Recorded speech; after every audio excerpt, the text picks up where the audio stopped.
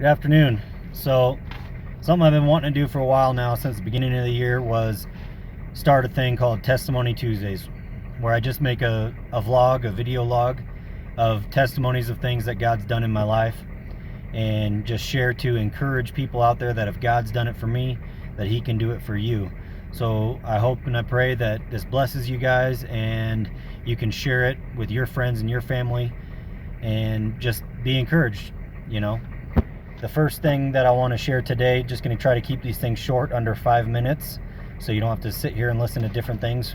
So there'll be a new one next week, and try to each week do something new of things that God's done in my life up till this point. So the first thing I want to share with you guys is my salvation testimony, how I got born again. Scripture says that if you believe in your heart and confess with your mouth that Jesus is Lord, that you will be saved. So my experience in this, before this happened, I didn't even know who Jesus was. Let's just put it that way.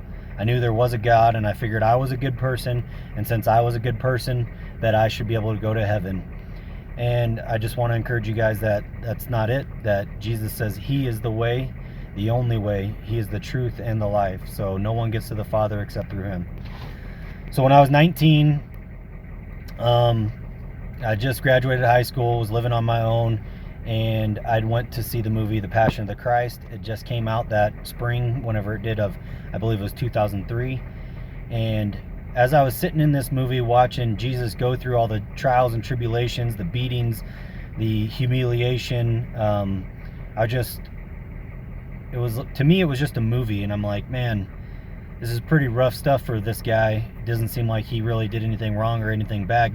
I didn't know the history of the Jewish culture or anything about why they were doing this to him. And in the theater, everybody else there seemed to know who Jesus was, because they were crying, sobbing, sad, and I just felt like the black sheep because I didn't get it.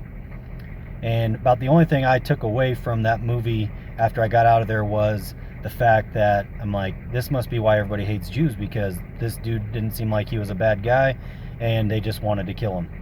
So as harsh as that is, and but that was the truth of who I was at that point in time. Like I said, in 2003. So the next weekend, with some friends, and decided was going to get some mushrooms, hallucinogenics, which is something that I'd done quite often.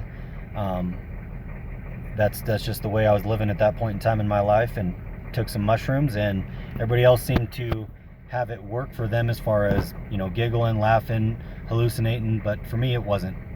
And as I laid on the floor, upset, pissed off that my drugs didn't kick in, all my attention seemed to be focused on a center point.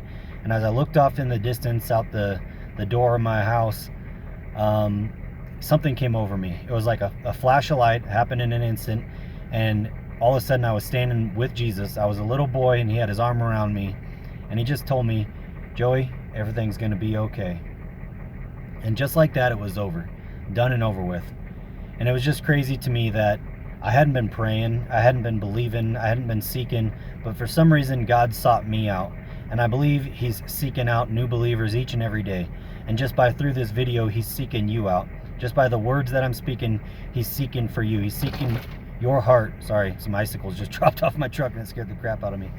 But He wants you to know that He loves you, and that He died for you. And that if you believe that in your heart, and you can speak it out of your mouth, that you too will be saved. And the rest of it is just relationship and life with Jesus. And I'm not going to tell you what you need to do, have to change everything. That's not the way it is. I live with my wife, and we have both progressively changed to please the other one more every day and every year. Not because we have to, but because we love each other.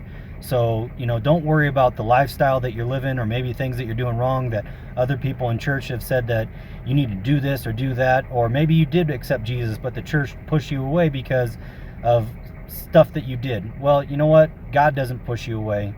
So I just want to share that with you, and hope that encourages you, and be blessed. And look forward to next week having something new come, a new testimony of something else that God has done in my life. So God bless you.